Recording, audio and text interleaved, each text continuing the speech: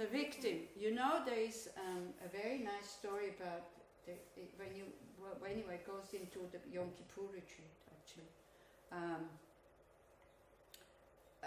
There's somebody, I can't remember the name, in Ireland who works in an organization with, people have been killed through violence.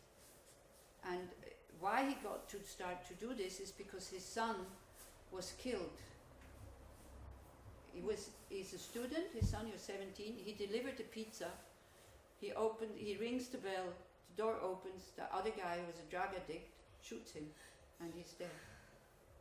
So the father immediately said, there's two victims here, my son and the one who shot him. And he started to go to prison and he started to work with him. And that was incredibly healing work, actually, that he was doing. And now he's doing this on a bigger scale with people who have lost loved ones through totally unnecessarily, acts of violence. Okay? So the person who shoots him, why does he become a victim? Not only does he suffer in this life, but he will have short life in his future life. That's why he's a victim. What did you want to say? I wanted to say that depression is always from self-judging. Yeah, of course. And sadness is seeing people doing things that will hurt them and being sad about. Exactly. Exactly. This is it. Sadness is not a bad thing. Don't run away from it. But don't also not let it go into depression. This is the thing. You see, compassion would be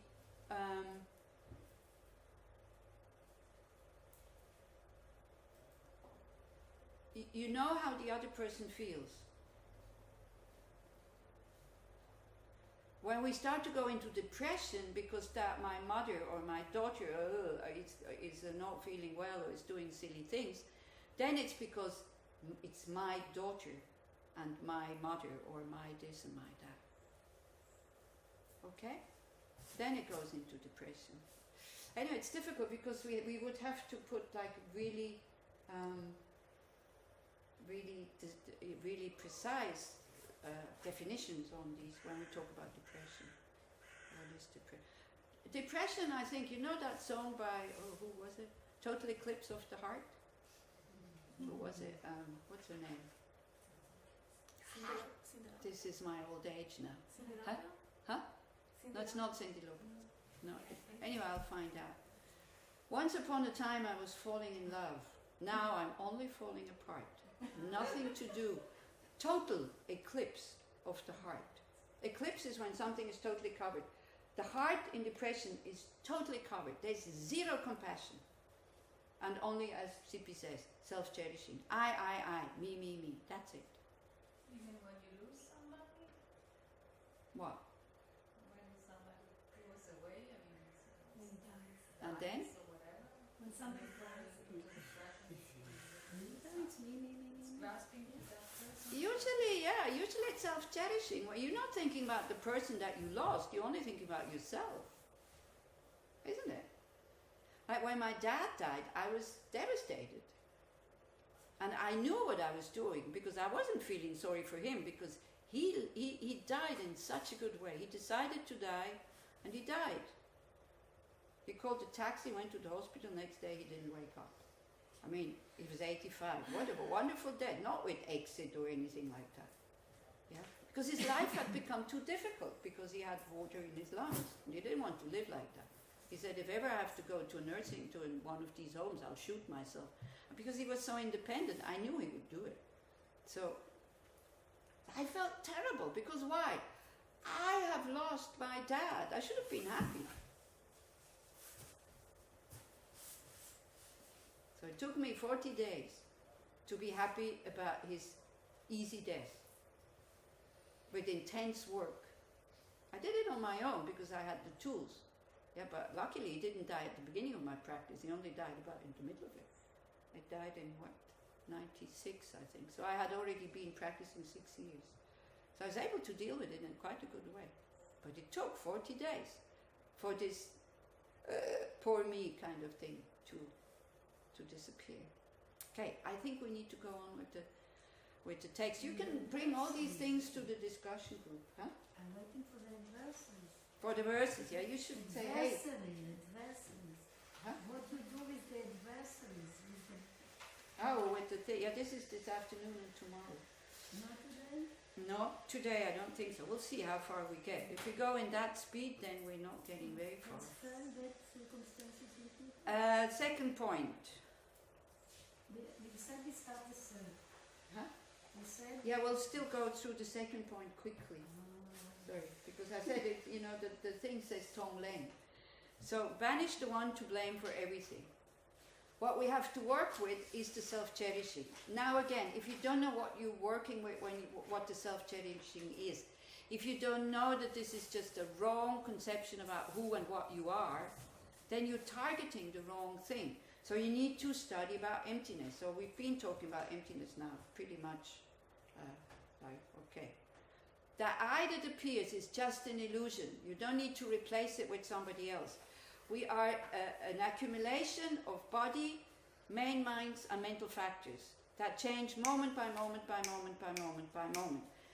We can change the conditions sometimes, that we can change the mental factors also.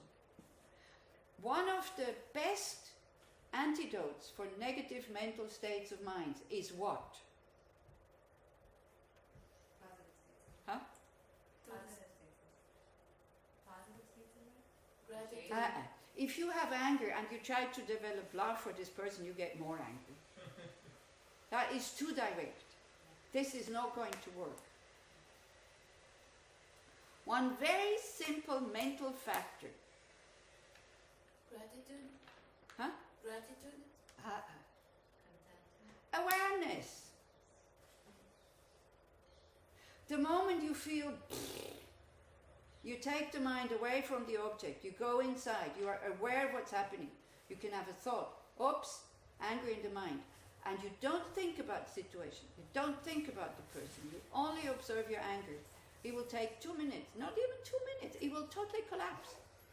Because why? You take away the fuel. Because anger is dependent on a habit of anger that we have, the imprint, but also on the outside condition. You take away the outside condition, anger has no more reason, and then anger starts to fight. It doesn't want to stay on itself. Like, it's not anger who stays on itself. Awareness is staying there. But anger doesn't want it. Anger wants to survive because we feel somebody special when we're angry. We feel stronger than we are. Yeah? Or if anger is directed towards us, we feel zero. And that's also making the ego very big. I'm no good. I'm so stupid. And all that. So you go inside and very quickly it collapses. But you will feel the mind going, but he did this, or she did that, and they do this, and blah, blah, blah, blah, blah, blah. This keeps the anger alive.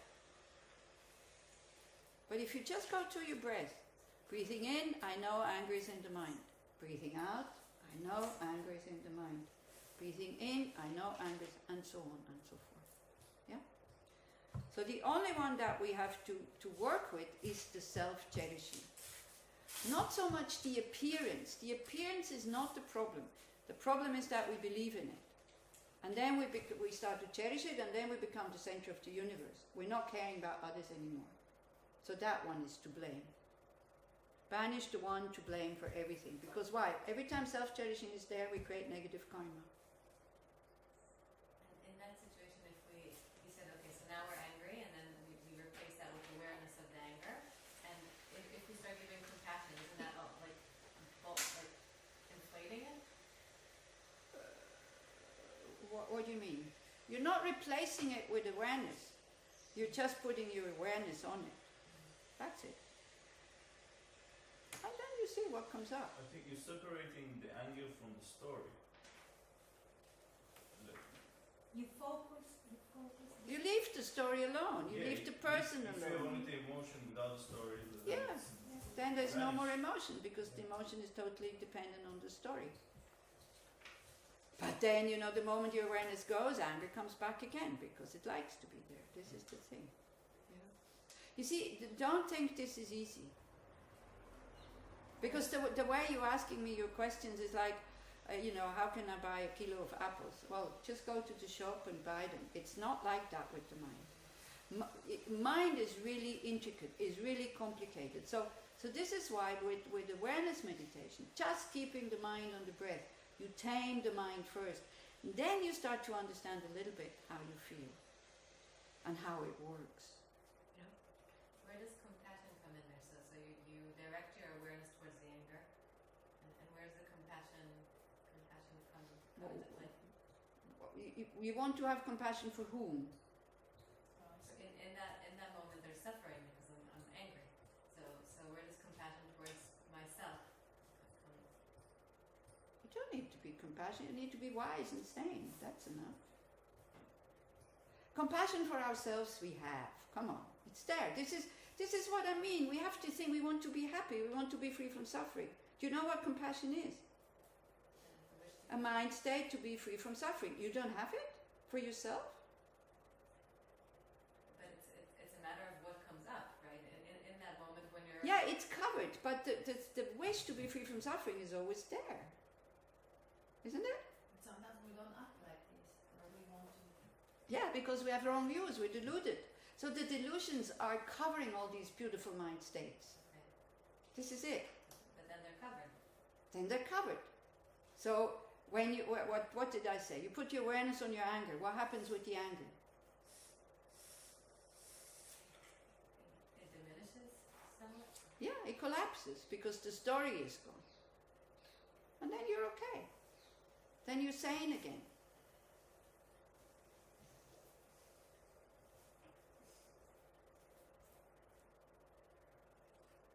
You understand? Or, then you can add with words or with sentences, may I be free from suffering, may I be free from suffering of anger, may I be free from suffering of anger. You can add that is compassion. That's okay.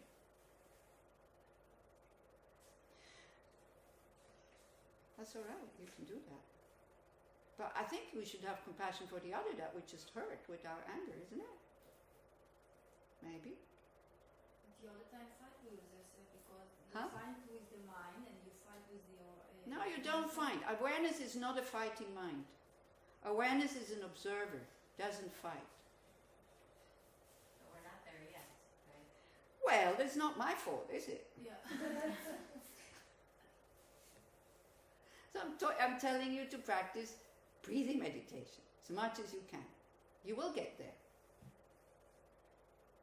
Okay? This is what I'm telling you. More, what can I say? Yeah. And to look at the one who is to blame. So this is what I'm saying. You need to study about emptiness. You need to see that this I who creates all the anger and the attachment and all this. We're not fighting with it. We want to recognize it. Do you want to... Oh, good. Where's the spider? Where did I put it? It's there. Ah, this is this. No, it's okay. Oh, is this working? It's red. Oh. Okay. Look, this is like a Fata Morgana. You can pass it around. It's a device that has 2 mirrors in it, so please don't touch the mirrors because they're very sensitive. But if you hold this at the right angle, like not like this, but out here, and there's a plastic spider in it. It looks as if the... Oh, do I need to sit down? Ugh, I explained it last time already. It looks as if the plastic spider sits on top. Yeah? That is the illusion. So if you want to fight with... If you want to make this spider go away, you can fight with it as much as you want. It will not go away. Why? Because it doesn't exist. So if you fight with your anger, if you fight with your I, if you fight with this, it won't work. You need wisdom. Because if you fight with your anger, you have two angers. Okay? I think, when you really start to look at your anger with awareness, this is why I was so surprised. I think compassion is already there. Because why do you do it? Why do you make the effort of going into awareness when you're angry? So if it's unskillful. Why do you want to do? Why would you put your awareness? Why? What's the reason? What's the motivation for putting your awareness on your anger? Compassion to yourself. What's the reason? Yeah, it is, but be more precise. The wish to be free. The wish to be free from anger. That's compassion. The wish to be free from the suffering of anger. That's it. That is standing behind the effort of putting the awareness on the anger. But everything we do comes from a wish to be But awareness is very skillful. That's the first step. This is what the Buddha says. This is why I'm not using anything else but awareness as first antidote for the negative emotions. Then in the Yom Kippur retreat, we will talk about the 4 immeasurables, how to develop love, how to develop compassion. These then act as antidotes to our negative states of mind. And I really cannot repeat it more. Do not think that this is easy. I cannot give you prefabricated solutions to your problem that after weekend you walk out of here and then you got it. This is mind training. So if you really have this wish to be free from these negative emotions, the aspiration is there. That aspiration will make you go to courses, will make you study, will make you observe, will make you, just at the beginning, just listen. Instead of already making your own opinion how this should be. At the beginning is really important because we have so many opinions and so many views already. At the beginning it's quite important just to listen, to gather information, and then maybe you do something with it. But what you might see is what the mind is looking for, a quick solution. It does not work. Buddhism is not a quick solution. If it would be, you think only 10 people would be sitting here? If it would be a quick solution, everybody would be a Buddhist. It's hard work. It's really hard work. Then you can only do it when you think that the hard work is worthwhile. When you're really fed up with your negative mind, then we start to practice. Isn't it? Before, as long as things go well, we go like, why would I go to Yechiam now? Winter is coming, maybe I go to the beach, maybe it's almost finished the summer, or, Or you're not so well, people cancelled last moment. Oh, I don't feel so well, I don't think I'm going. This is the moments you should come, actually, when you don't feel well. But no, then we hide. We don't want to show ourselves when we don't feel so well. We can't stand other people. It very often helps when you just sit and you just listen, and whatever you get, and the rest you don't get. Also, relax, you don't need to get everything. But anyway, so when you said fight, no, we're not fighting with anybody. We want to understand. We want to understand that there is anger, because why? Because there's I. But this I that manifests does not exist. So we don't battle with this I. We recognize it as non-existent. Then when we start to open the heart towards other beings, then there's more space in the heart. And then the I decreases. It's like if you have an object in a room, yeah? Or let's say this one is in a small box. Compared to the room, if the box is small, it looks like a big object. But then if I make the box bigger, then the object becomes small. This one becomes smaller. It doesn't become smaller. It's just relative. So this is why. So if you want to do something with this spider because you don't like spiders, you can leave it there. You only have to understand it's just an illusion. If you try to pick it up and put it away, it will not go away. Is that clear? And you know what? You need a lot of humor for this path. You need to be able to take your failures. And this is what the Sangha is for.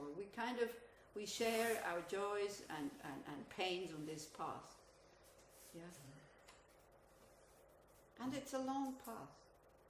It's really long. So we just learned the technique, so we can just give it around. Sometimes when we see this, we understand on a very, very deep level. Yeah? Now when you ask, okay, why is this spider on top there? So you're not really working with the illusion, you just ask why. So why is it there? Because of causes and conditions.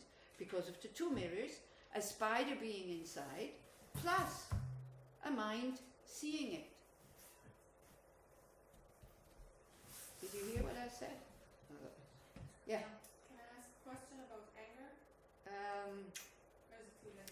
Not really, actually, because otherwise we won't advance into text. Oh yeah, why not? No, you bring it to the discussion group, because I think the discussion group is like the advantage of compassion. So of course, anger is opposite to compassion, that is true. Yeah, but first we need to have a calm mind in order to generate compassion, because otherwise your anger will say, are you crazy? Having compassion for this person that I'm just angry at is not going to work. It's not going to work. So these positive states of mind, we start to develop them by thoughts, so that we strengthen, not to develop them. Develop actually is a good word. Develop for us means we make something grow.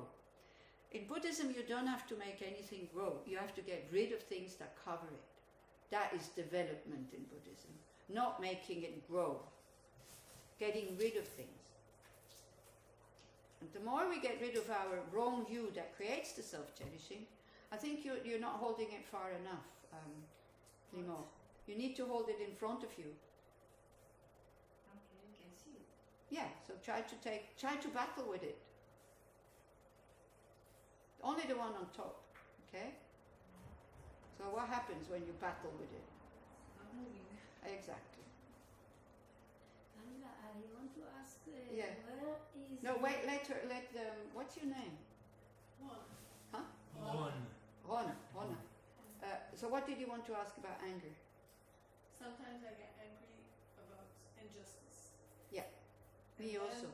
I feel I like used to get angry. Me too, all the time.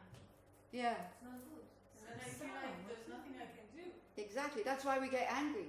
You see, the thing is, if you have a well-trained dog, and the dog is coming to get something, but you're in control of the dog because he's well trained, you just go sit, and the dog sits. You don't need to get angry. But you get angry when the dog doesn't obey. We get angry because we have no control. Yeah. So again, when you are getting angry, it's really good to see what needs are not fulfilled here. So we go like, other people are unjust, and then we can think, am I always just? Do I give everybody like the attention that they want and the need that they want? Do I never hurt anybody? And then we can go, yeah, other people are even more deluded than I am. Then, the anger, if it makes you do something, then at least also you don't need to get angry anymore. Yeah, like Neve's organization, they try to help. So there's no point getting angry, and you don't need to get angry anymore because you're doing something. Developing bodhicitta, you are doing something because you want to lead everybody to full awakening. That's a good motivation. Anger, we get angry when we're useless and when we can't change anything. And then what happens with our anger? Where does it go? Very often, where else? Whoever is right there and makes a mistake. Then we vomit all our frustration upon them. Okay, so then, when you get angry, blame that one in here. Over exaggerated self-cherishing. I think I should be able to stop these people, or I think because I think they should stop. You could exchange with compassion. That is much easier when somebody's like far away, you know. And then if you know about love, cause and effect, about karma, there is no injustice. But when you think like that, be very, very careful to include the aggressor as being the future victim, because otherwise then you think, oh, but, you know. You see, very often people are afraid of thinking about karma because then they think they lose their compassion for the victim. I don't think so. If you're really normal, if you see that somebody has created a cause for their suffering and you see them suffering, you would still help. If I go skiing and I see somebody fall and they're in pain, okay, I could say, well, it's your own fault. If you don't know how to ski, why do you go and ski? It's their fault. They created the condition to fall. Do I react like this? Of course not. You see, karma is not a they deserve it kind of system. Not at all. It's cause and effect. The cause for suffering is there will be suffering. The cause for happiness is there will be happiness. So the more you can make people relaxed, the more just and the less greedy and the less angry they will become. But anger is always a sign that we're powerless. Otherwise, why would we get angry? If you can tell them, hey, stop doing that, no need for anger. And then because anger makes us stronger. But it's more actually in the... Anyway, is that clear? Then you put your awareness on your anger and you ask one question. What does it help? If you get angry now. Then you say, yeah, it kicks me into action that now I make this phone call to the police. Then it's good. Then it's okay. But again, not every strong emotion is anger. Be careful. Anger is a wish to harm. Not a wish to change something for the better, for everybody involved. Yeah? But usually it's too strong. We lose our reasoning. We lose our sanity when we're angry. We don't need that. If we want to change a situation, you don't need anger. And in this country, that view is not very common. You want to buy a ticket in this country, people think they need anger. Isn't it? Mm-hmm. It's amazing how much anger is in this country. How much aggression. Let's call it aggression. You see, somebody who is behind the counter already knows the person who comes with aggression. What do? They try to protect themselves with aggression. So they don't even listen to you properly, what you have to say. They're already defending themselves. Isn't it?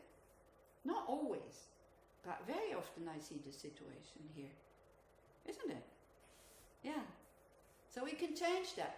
So we go with very good intentions to the counter. That person gets angry at you, and you keep you calm. And you wait until the anger has died down, and you can even say, oh, sorry, I seem to have done something wrong. Don't say it cynically, because that's what people use here also. They see the other person is angry, then they use cynicism, which of course makes them even more angry, because you put yourself very high up if you start to make fun of somebody who is angry. Because it's true. If you are in control, you have power over them, because they lost their control with their aggression. You see, anger tells you it makes me stronger. It doesn't. It makes you look like a fool. So this is what we try to see when we look at anger. All the disadvantages of anger when we're not angry. You look ugly. You cannot enjoy anything when you're angry. The whole world becomes horrible, huh? And please, do not become an advocate for anger, okay? To say, but I need it, it's good, and blah, blah, and da, da, da. No, okay. But I have this question. I feel like it's about a lot of things you said, and now, okay, maybe it's clear. How do we use these things you're saying, or embrace them, without them turning into a different kind of wish to control, or attachment, or self-cherishing? Well, be careful. You see, like, not every wanting is attachment. Wanting to have a mind to be free of anger, that's a good wanting. It's okay. Yeah, but I mean, it becomes attachment when you go, it has to happen now. And then if attachment doesn't get what it wants now, what happens? How does it react? How does attachment react? Anger. Then it's attachment. When you start to really listen to what I'm saying, it takes a long time. I'm trying to give you the theory, which you don't let me, because you again just asking about all these questions that we did last time already. Last time already we had all these conversations about what to do in these situations. That's why we didn't get to the points. Yeah? You're trying to make a better samsara here with all your questions. You're not letting me come to the main point. What lies at the root of anger? Self-cherishing. Believing that the spider that appears up there is really true. Believing that the eye that appears is really true. Okay, how do we get rid of it? Next point. Is don't worry, even if it's attachment to being free from anger, it's good attachment. Keep it. People also ask, what about if you're attached to enlightenment? Man, I wish I would be more attached to enlightenment. At least that would get me somewhere. Because attachment gives us a lot of energy. But then the word attachment or desire would be exchanged for aspiration. Yeah? Because desire doesn't lead to happiness, it just creates more suffering. Attachment also. Aspiration should create more calmness in your mind, which then, of course, calmness is the same as happiness. Maybe happiness is not such a good word. Yeah? Peace of mind is maybe a better word. Well-being may be a better word than happiness. Because for us, happiness seems like, all excited. Calm, sane. Does that say something to you, the word sane? Sober. But you see, we don't want to be sober because we think it's boring. So we cherish our strong emotions, attachment, desire, anger with somebody. That's the problem. We don't want to become ordinary. If you see yourself as an ordinary person, there's this very nice story of Tsongsa Khyentse Rinpoche. He went to visit somebody of his students who was dying in hospital, and next to him was a young truck driver, and that person also was dying, and he was totally calm, he was totally okay. So Rinpoche, and he was not a practitioner, so Rinpoche actually asked him, he said, "Aren't you sad that you are dying?" He said, "No, why? I'm just a normal, ordinary truck driver. The world will be okay without me. Nobody will miss me. I don't have a good relationship with my family. It's okay for me to go. No suffering." Where's the suffering come from? Very often. Why me? Why not you? Start to exchange that one for why not you? Eh? But the first thing is always why me? Okay, next one. I want to ask, where is the divider of blames into one? Yeah. Or what you said is in the number 3, not in number 2. I don't find it in your list. Yeah, I know. Sometimes it's a little bit different. So what you're talking about? What do I say? It is somewhere. Some nature when the environment is having a approach and so on, apply meditation immediately at every opportunity. Apply these two in number 3. Apply meditation immediately at every opportunity. The supreme method is accompanied by the 4 practices. So we are in number 3. Okay. Yeah. So we're not really on number 3. This is still number 2.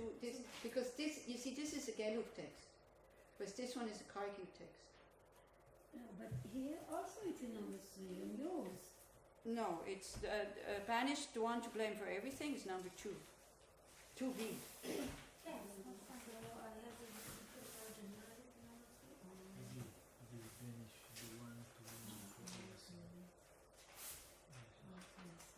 Okay.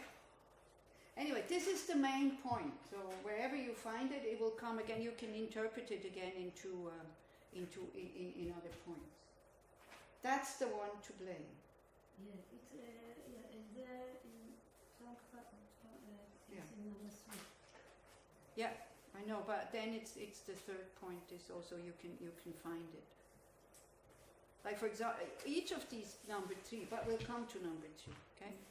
So banish the one to blame everything that is self-cherishing. Self-cherishing is the one to blame? Yeah. Then meditate on the great kindness of all beings. This is what we said yesterday. When we start to realize how dependent we are on others, then we have less self-cherishing. So again, with the kindness, they use kindness, but for us, I think dependent works better. It makes us more humble when we know how much we depend on others. With the kindness, we kind of think, yeah, it's due to me because I'm a good person, so they should be kind to me. So it doesn't work to diminish the self-cherishing like that. Yeah, do you see what I mean? Yeah? No? If we recognize the kindness that it's not due to us, then it will diminish the self-cherishing. And we would want to do something. Let's say you faint in the street on your way to work. Everybody rushes by. Somebody stops, brings you to hospital. The person disappears. You don't know who the person is. You have a wish to find out who this person is, to show your gratitude. That is a normal human reaction. then you hear that the person lost his job because he was late for work. Then you're a very rich person and you have a big company. What would you do immediately? Take a job. Give him a job. So when we meditate on the kindness of all, that our happiness totally depends on others. All the things we enjoy come from others. The deepest moment of love, appreciation, compassion, whatever, is because of what? Others. Because of others. They allow us to love them. What? There's a contradiction. Where? Because you say positive or negative emotions or state of minds, they come from us. Huh? So my happiness depends on others, but if I'm depressed, it depends on me. If I'm happy, it depends on me. Here's talk about worldliness, about survival, about worldly happiness. Okay. Yeah. But even other happiness, it also comes from others. Again, be careful. Why do we think like this? Because you see, you can also say, why is this point? Meditate on the kindness of all. Because we want to develop compassion. Because you can also say here, okay, everybody's being kind to me, but also everybody has been nasty to me. That's also true at one point. But we don't want to develop anger, we want to diminish the self-cherishing. Okay? So in order to survive, in order to have a body, we need others. Your eye didn't create the body. Do you see the point that I'm making? So, you see, whatever we can talk about has a yes part. Because why? We talked about dualistic view. Last time, remember you asked the question, what does it mean, dualistic view? There is always a good side and a negative side. So we start to use these yes buts so that it makes us progress on the path. Okay. Practice a combination of giving and taking. So this is Tonglen. Now I have 2 more minutes to explain Tonglen, which I should have had an hour and a half. But you know Tonglen. Yeah, we talked about it yesterday. We start to change things totally. What we usually do, what you can also do, when you feel not so good, you think you're breathing in light, and you breathe in all the good qualities that you want to have, and you breathe out all the negative stuff that you don't want to have. You can do this in your mindfulness meditation. Here we do totally the opposite. Why? Because the self-cherishing doesn't want the bad stuff. And it wants to keep the good stuff. So now we're doing the opposite. We breathe in all the bad stuff, and we give out all the good stuff that we have. That's it. So Tonglen is one of the simplest methods. You don't need to have a lot of philosophy. You don't need to have any philosophy. You only need to know what's the purpose. The purpose is not for you to suffer. The purpose is that we learn to put other person's happiness before our own. So a mother, when her child is sick, she would do that happily. Maybe also a father, I don't know. Let's say parents, okay? But we can't. Also here we can't. We're not taking away other people's suffering. We develop the readiness to take it. The courage to take it. That's all. That's all we do. So what you do, you just do it. You breathe in the bad stuff, you breathe out the good stuff, and then you drop it. You don't look for results, you don't think about it, you don't worry about it, what happens. You just do it. In order to destroy the self-cherishing, because it doesn't like it. He says, are you crazy? You know? So to sum it up also, one girl also, she got very angry after I explained. She says, how is that going to make me happy? Now again, you see, the Buddhist path will have a side effect, well-being and happiness, but only a side effect. If you make this your main goal, it will probably not happen. The Buddhist path is for the sake of what? Huh? For the sake of knowing. Knowing what? There's no I. Knowing that things do not exist the way that they appear. That is the purpose. Now, you can do this with an object who makes you angry and with an object who makes you happy. then we need all these methods in order to get there, to that knowing directly about emptiness. Because for a mind to meditate on emptiness and then to have an experience directly of emptiness, you need to have a really stable life. So you need to have a lot of good karma. And you need to have love and compassion to be able to react to situations, otherwise you just create more negative karma. Do you see what I mean? So basically, all these 84,000 teachings of the Buddha, they're for doing what? So that we bring the mind to understand that the spider is not sitting there on top. It appears, but it's not sitting there. So the Buddhist, the happiness, the freedom that will come is a side product. But if you're looking for it, you might not find it. If you look for knowing reality, then you will find it. So all these methods are not for being happy now. They are for bringing yourself closer to the nature of your mind, which is totally pure, which has happiness, compassion, which everything is there. So that is very important that you make that switch, because in general, a spiritual path is done for happiness, isn't it? Like people ask me, you know, when they see me as a nun, they say, well, is it worthwhile to practice? So yeah, it is worthwhile. I got the byproduct of being more calm and more happy. But that's just the byproduct. If you look for that, then better to just continue to smoke dope. It's easier. Because it is hard work. Yeah. Do we have that? So this is why we think about that kindness of all, for example. This is why we do Tonglen. So we increase the courage. We increase these positive factors of the mind who are more like in the nature of the mind than these negative ones. Okay? You can do Tonglen to yourself. It comes. We're there. We're not there yet. Practice a combination of giving and taking, which is you give away the good stuff, you take in the bad stuff. And you should begin by taking from yourself. Because if you're not even ready to take our future suffering, how are we able to take the suffering, the future, or the suffering of others? So you can do this for a very long time, that you just do it with yourself. When you breathe in, you put your future self in front of you. The one from in an hour, the one from tomorrow, the one from in a week, in a month, in a year, in next life, whatever.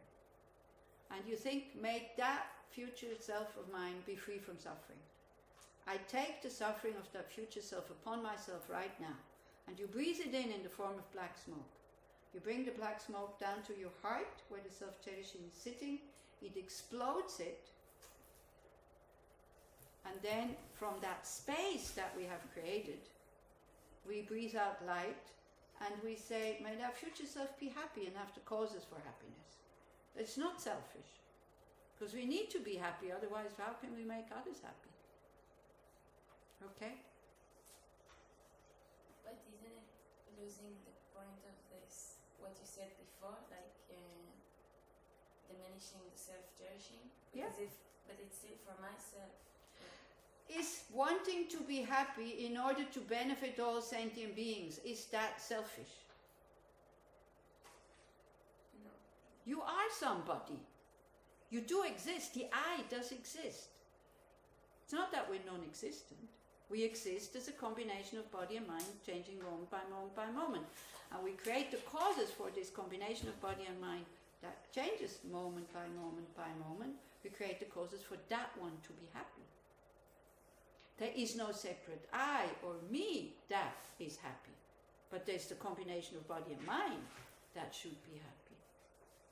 On which, and on that, so I don't have to say all the time the combination of body and mind. I put the label me or I.